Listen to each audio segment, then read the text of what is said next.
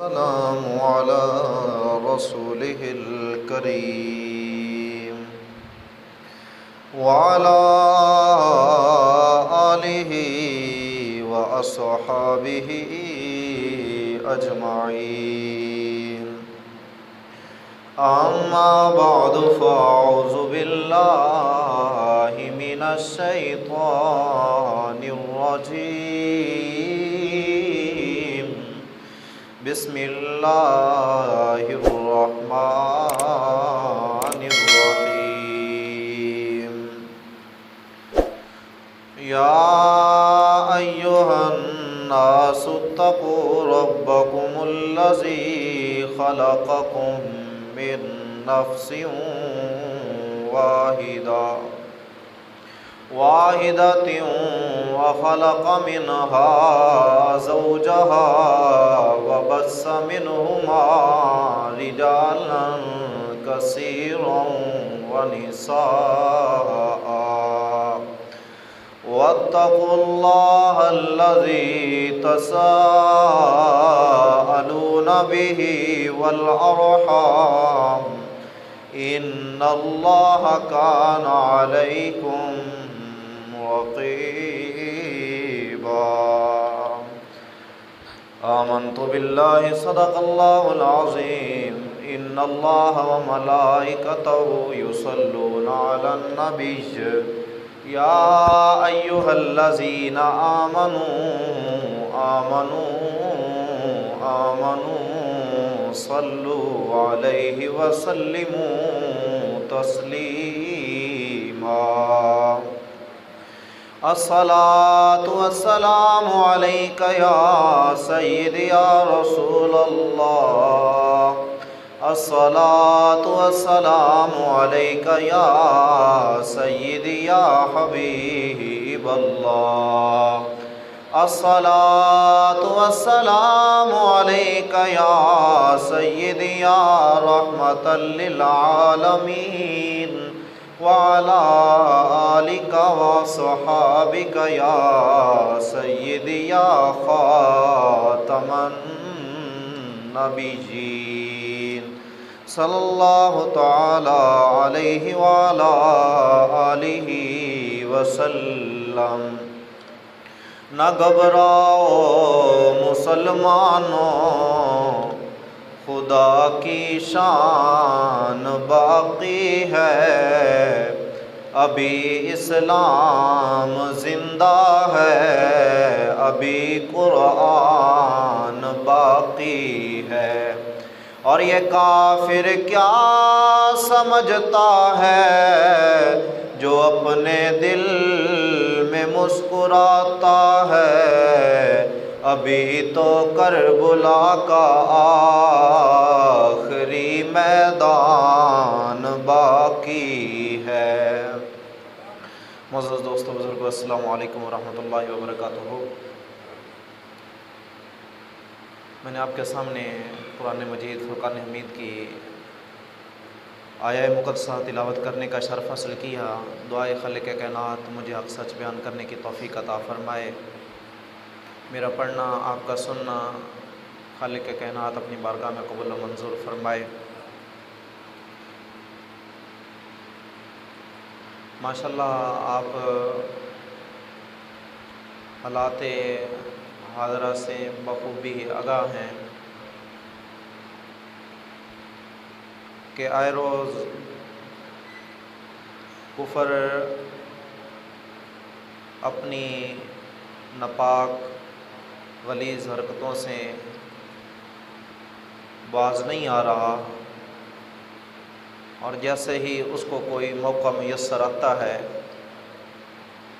تو وہ کھل کر شعائر اسلام کی توہین کا ارتکاب کرتا ہے.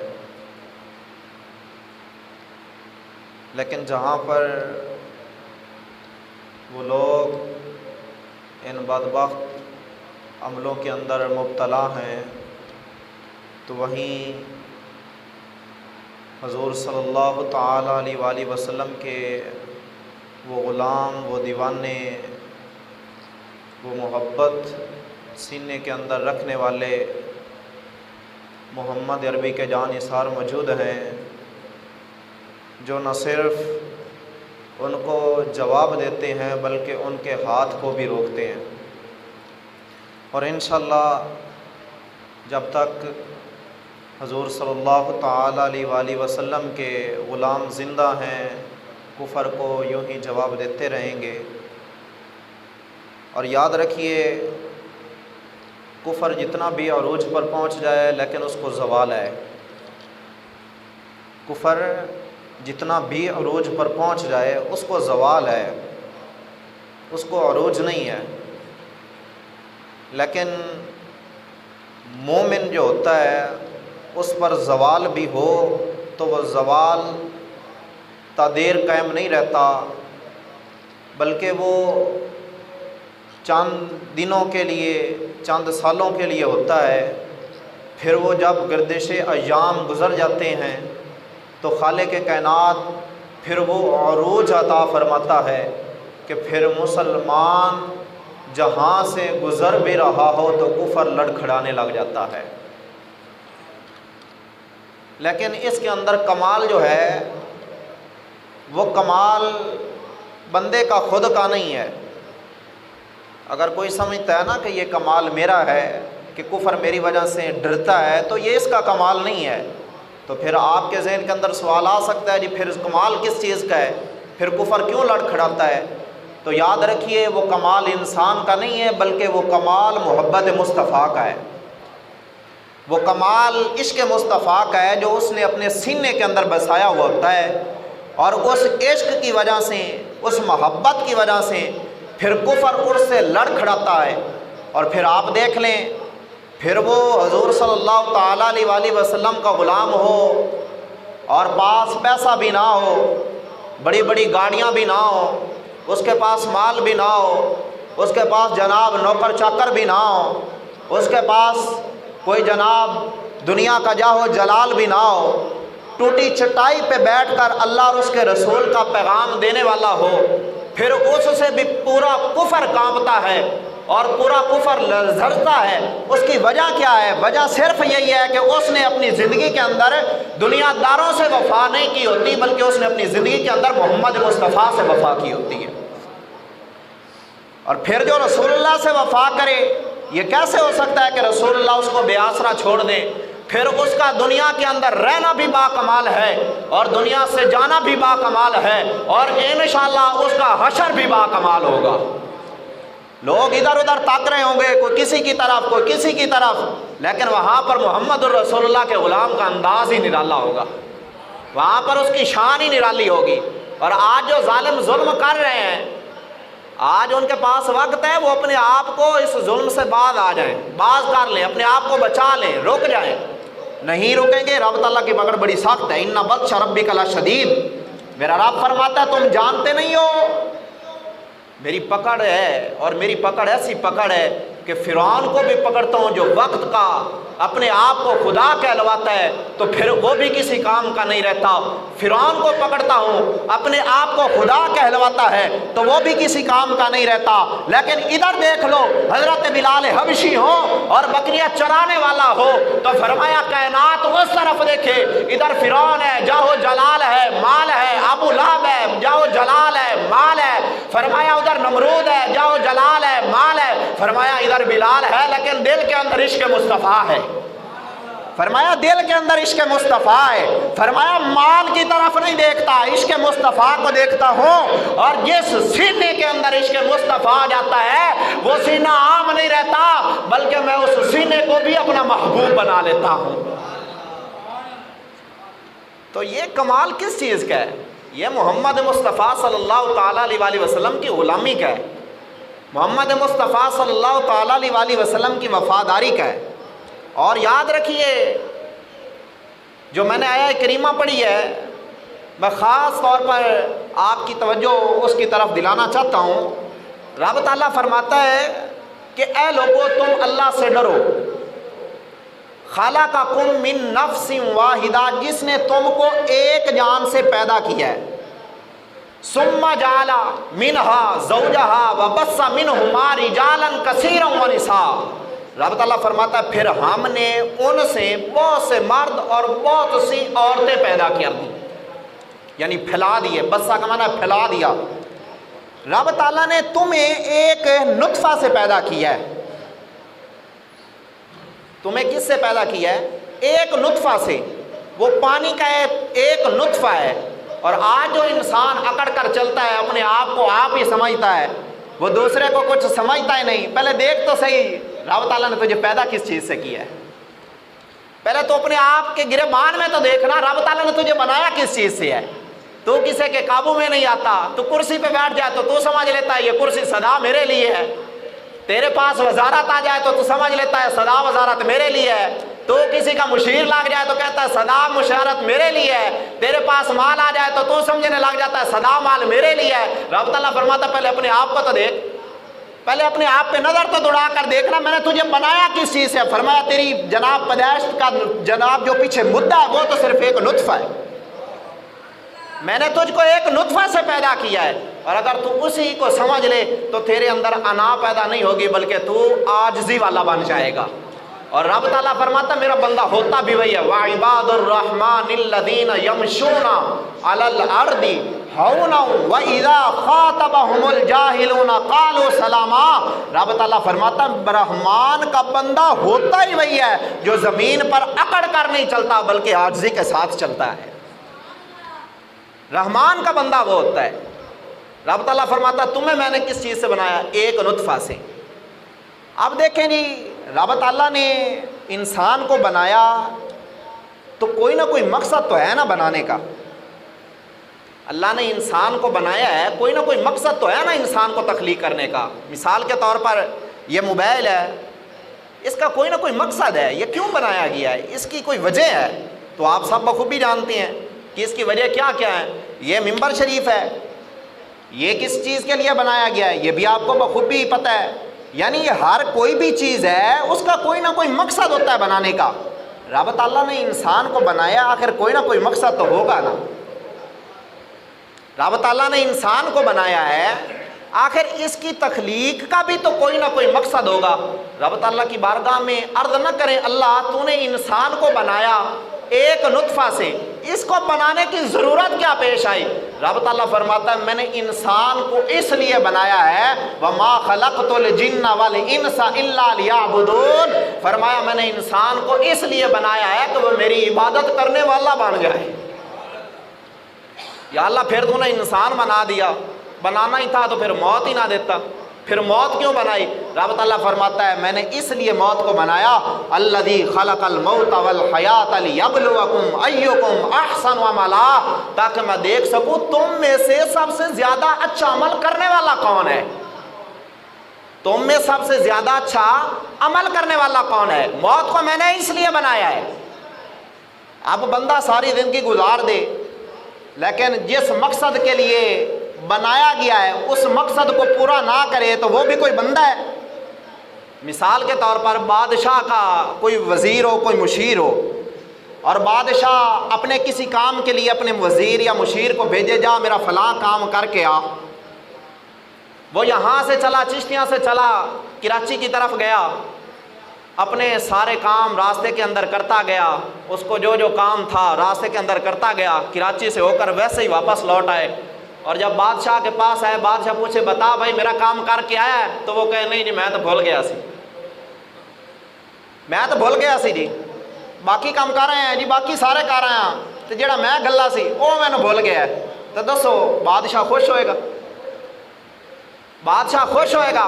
یہ دنیا دا بادشاہ ہے لیکن وہ تو ساری کائنات دا بادشاہ ہے۔ اے دنیا دا بادشاہ ہے، وہ ساری کائنات دا بادشاہ ہے۔ وہ فرماندا انسان میں تینوں دنیا دے وچ بھیجا ہے اس واسطے تو میری عبادت کر۔ اگر انسان رب تعالیٰ دی عبادت کرنا ہی بھول جاوے تو پھر کیڑا انسان ہے؟ رب تعالیٰ نو جھکنا ہی بھول جاوے تو کیڑا انسان ہے؟ حضور صلی اللہ تعالیٰ علیہ وسلم دی اطاعت کرنا ہی بھول جاوے تو کیڑا انسان ہے؟ ہاں انسان کیڑا ہوئے گا؟ انسان وہ ہوئے گا جڑا حضور صلی اللہ تعالیٰ علیہ وسلم دا بھی فرما بردار ہوئے، رب تعالیٰ دا بھی فرما بردار ہوئے۔ پھر جدو بندہ اللہ تے اس دے رسول دا فرما بردار بن جاندہ ہے نا، کائنات دیاں چیزاں تو بڑی دور دی گل ہے نا، انسان یہ تو بڑی دور کی بات ہے، جو چرند پرند ہیں، جانور ہیں، وہ بھی اس کے آگے جھکنے لگ جاتے ہیں۔ وہ تو بڑی دور کی بات ہے نا، چرند پرند اس کے آگے جھکنے لگ جاتے ہیں۔ ڈاکٹر اقبال رحمۃ اللہ علیہ سے تو نہیں کہا نا کہ کی محمد سے وفا تو نے تو ہم تیرے ہیں، یہ تو ہم نے ریڑھیوں کے اوپر سبزیوں والی، کھجوروں والی، سیبوں والی ریڑھیوں کے اوپر سنا جناب کی محمد سے وفا تو نے تو ہم تیرے ہیں، یہ جہاں چیز ہے کیا لوح و قلم تیرے ہیں۔ آپ نے کبھی اس کا مقصد ہی پڑھا ہے کہ اس کا مقصد کیا ہے، اس کے پیچھے مدعا کیا ہے؟ اگر اسی ایک شعر کو سمجھ لیں تو آپ کی زندگی باغ و باغ بن جائے، بہار بن جائے، آپ کی زندگی کے اندر بہاریں آ جائیں اگر اسی شعر کو سمجھ لیں۔ ڈاکٹر اقبال رحمۃ اللہ علیہ، اور سارے کہتے ہیں ہم اقبال کو ماننے والے ہیں، میں نے کہا اقبال کو بھی مانو، اقبال کی بات کو بھی مانو، صرف اقبال کو ماننا کمال نہیں، اقبال کی بات کو بھی تو ماننا، پھر اقبال والا ہے۔ ڈاکٹر اقبال فرماتے کی محمد سے وفا تو نے تو ہم تیرے ہیں، یعنی اگر تو رسول اللہ کا ہے تو پھر ہم تیرے ہیں، یہ جہاں چیز ہے کیا لوح و قلم تیرے ہیں۔ آپ فرماتے ہیں پھر یہ جہاں تو کچھ بھی ہے ہی نہیں نا، جو لوح ہے اور جو قلم ہے جو وہاں چلتا ہے تقدیریں لکھتا ہے، فرمایا وہ بھی پھر تیرے ہاتھ میں ہے، جیسا جیسا تو کہتا جائے گا رب تعالیٰ ویسا ویسا کرتا جائے گا، جیسا جیسا تو کہتا جائے گا رب تعالیٰ ویسا ویسا کرتا جائے گا۔ حضرت سفینہ رضی اللہ تعالیٰ عنہ حضور صلی اللہ تعالیٰ علیہ وسلم کے غلام ہیں، اور ان کا نام سفینہ نہیں ہے جیسے حضرت ابو ہریرہ رضی اللہ تعالیٰ عنہ کو بولا جاتا ہے، ان کا نام ابو ہریرہ نہیں ہے، ان کا نام عبد الرحمن ہے، لیکن ان کو ابو ہریرہ کیوں بولا جاتا ہے؟ بلیوں کا باپ، ہریرہ کہتے ہیں بلی کو، اور ابو کا معنی ہے باپ، بلیوں کا باپ کیوں بولا جاتا ہے؟ اس لیے کہ حضور صلی اللہ تعالیٰ علیہ وسلم نے ایک دن دیکھا ابو ہریرہ بلیوں کے پاس تھے، حضور صلی اللہ علیہ وسلم نے فرما دیا او ابو ہریرہ، بس بات ہی ختم۔ ابو ہریرہ فرماتے ہو لوگوں سنو، مجھے میرے نام سے نہ پکارا کرو، جس نام سے حضور نے مجھے یاد فرمایا اس نام سے مجھے پکارا کرو۔ اے بھائی کیا بات ہے، کیوں ایسا کر رہے ہو؟ اچھا لگتا ہے جو مصطفیٰ کی زبان سے نکلا، جو مصطفیٰ کی زبان سے نکلا مجھے وہ نام اچھا لگتا ہے۔ تو حضرت سفینہ رضی اللہ تعالیٰ عنہ حضور صلی اللہ تعالیٰ علیہ وسلم کے ساتھ ہیں، لشکر کے ساتھ جا رہے ہیں، کہیں رستے کے اندر آپ جدا ہو گئے، جب جدا ہوئے جنگل تھا، جنگل کے اندر رستہ بھول گئے، پیچھے رہ گئے، سامنے سے ایک شیر آ گیا، سامنے سے شیر آیا، شیر کا کام ہے کھا جانا مار دینا، اب سامنے سے شیر آتا ہے تو اب جملہ سنیے حضرت ابو ہریرہ نے وہاں پر کیا کہا۔ حضرت ابو ہریرہ فرماتے ہیں او شیر سن لے، تیرا کام ہے نا کھانا پینا، تو پہلے سمجھ لے میں ہوں کون، پہلے میرا تعارف سن، پہلے میرا تعارف سن لے میں ہوں کون۔ تو شیر نے کہا ہوگا جی کرائیں اپنا تعارف، میرا تعارف سے تو آپ واقف ہیں میں کیا کام کرتا ہوں، اب آپ بھی اپنا تعارف کرا دیں۔ تو آپ نے آگے سے جواب دیا انا مولا رسول اللہ، سنو یہ میں رسول اللہ کا غلام ہوں، میں رسول اللہ کا غلام ہوں۔ شیر یوں کھڑا ہے بس حملہ کرنے کے لیے تیار ہے۔ حضرت سفینہ فرماتے ہیں سن میں رسول اللہ کا غلام ہوں، انا مولا رسول اللہ، میں رسول اللہ کا غلام ہوں۔ جب شیر یہ سنتا ہے نا جو یوں کھڑا تھا اب یوں ہو جاتا ہے، جو یوں کھڑا تھا وہ یوں ہو جاتا ہے۔ مجھے یوں لگتا ہے اس نے یوں کہا ہوگا اگر آپ رسول اللہ کے غلام ہیں ہم کون سے بدبخت ہیں، ہم بھی رسول اللہ کے ہی غلام ہیں، اور جو رسول اللہ کے غلام ہیں ہم ان کے غلام ہیں۔ اس لیے ہم آج بھی کہتے ہیں صحابہ کرام کی شان اقدس پر بھونکنے والوں، قرآن پاک کی بے حرمتی کرنے والوں، حضور صلی اللہ تعالیٰ علیہ وسلم کی ختم نبوت پہ ڈاکہ مارنے والوں، کان کھول کر سن لو، ہم گستاخ رسول کو کبھی برداشت نہیں کرتے ہیں، اور ہم جتنا بھی مالدار آدمی ہو ہم اس کو بھی برداشت نہیں کرتے ہیں کہ وہ رسول اللہ کا گستاخ ہو۔ ہاں اگر وہ ٹوٹی جوتی اپنے پاؤں کے اندر پہننے والا ہو لیکن رسول اللہ کا غلام ہو تو ہم اس کی جوتی کو بھی اپنے سر پہ رکھنے کے لیے تیار ہیں، کیونکہ ہم کسی کے مال کی زندہ باد زندہ باد زندہ باد زندہ لبیک یا رسول اللہ لبیک لبیک لبیک یا رسول اللہ، تاجدار ختم نبوت تاجدار ختم نبوت تاجدار ختم نبوت. آج بھی ہم نعرہ لگاتے ہیں, کوئی یہ نہ سمجھ لے جناب یہ اپنے جاؤ جلال کے لیے نعرہ لگاتے ہیں, یہ اپنی بلے بلے کے لیے نعرہ لگاتے ہیں. نا نا نا, ہم اپنے آپ کو بڑا کرنے کے لیے نعرہ نہیں لگاتے ہیں, بلکہ ہم تو حضرت ابو بکر صدیق کی سنت پہ عمل کرتے ہوئے یہ نعرہ لگاتے ہیں, تاجدار ختم نبوت, تاجدار ختم نبوت, تاجدار ختم نبوت, تاجدار ختم نبوت. اور بھی لوگ جو ہے نا ان کو یہ نعرہ ہضم نہیں ہوتا ہے, تاجدار ختم نبوت کا نعرہ ہضم نہیں ہوتا ہے. حالانکہ قرآن کہہ رہا ہے, قرآن کا ارشاد ہے, قرآن بتلا رہا ہے, ما کان محمد ابا احد من رجالکم ولکن رسول اللہ و خاتم النبیین, کہ اے لوگو تم مردوں میں سے محمد کسی کے باپ نہیں ہے لیکن وہ اللہ کے آخری رسول ہیں. اور حضور بھی فرماتے ہیں کائنات والوں میں اللہ کا آخری نبی ہوں, میرے بعد کوئی نبی نہیں ہے. اگر کوئی نبوت کا دعویٰ کرتا ہے وہ دجال ہے, وہ کذاب ہے, وہ لعنتی ہے, وہ اللہ کا نبی نہیں ہے. فرمایا میں آخری نبی ہوں, اس لیے ہم قرآن پہ عمل کرتے ہوئے, سنت مصطفیٰ پہ عمل کرتے ہوئے, فرمان مصطفیٰ کو فالو کرتے ہوئے ایک ہی صدا لگا رہے ہیں. اور قادیانیت سے لے کر قادیانیت کے چمچوں تک ہم یہ پیغام پہنچا رہے ہیں, کان کھول کر سن لو, ہم حضور کے بعد نہ کسی کے نبی مانتے ہیں اور نہ ہی ہم یہ یقین رکھتے ہیں کہ کوئی نبی آ سکتا ہے, بلکہ ہمارا یہ عقیدہ ہے جو حضور کے بعد نبوت کا دعویٰ کرے وہ اللہ کا نبی نہیں, وہ دجال ہے, وہ کذاب ہے. اللہ کے آخری نبی محمد الرسول اللہ صلی اللہ تعالی علیہ وسلم. زندہ باد زندہ زندہ باد زندہ باد. فاقتلوہ فاقتلوہ.